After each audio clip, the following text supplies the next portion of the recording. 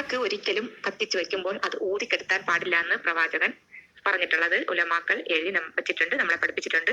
അതിന് എന്തെങ്കിലും കാരണം ഉണ്ടാവും. മെഴുകുതിരിയും ഇതുപോലെ കത്തിച്ചാൽ ഊതിക്കെടുത്താൻ പാടില്ല. അത് കൈകൊണ്ട് നമ്മൾ ഇതുപോലെ അണയ്ക്കണം.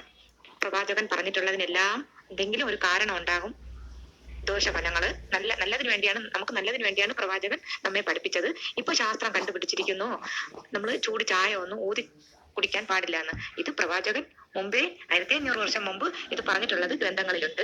ഇതുപോലെ ഒരുപാട് കാര്യങ്ങൾ പ്രവാചകൻ പറഞ്ഞിട്ടുള്ള അറിവുകളുണ്ട്. ഇതൊന്നും ഇന്നത്തെ തലമുറ അത് പറഞ്ഞാൽ ഇതെല്ലാം അന്ധവിശ്വാസമാണെന്ന് തള്ളിക്കളയും. എന്നാൽ ഈ അന്ധവിശ്വാസമാണെന്ന് തള്ളിക്കളയുന്നവരുടെ കാര്യങ്ങൾ അന്വേഷിച്ചാൽ അറിയാം, അവരിൽ യാതൊരു നന്മയും ഉണ്ടാവുകയില്ല. പ്രവാചകൻ പറയുന്നത് നമ്മൾ അനുസരിക്കുന്നു എന്നത് വെച്ച് നമുക്ക് യാതൊരു ദോഷവും ഉണ്ടാവുകയില്ല, നന്മ മാത്രമേ ഉണ്ടാവുകയുള്ളൂ. അത് ബുദ്ധിയുള്ളവർ അതനുസരിച്ചോളും.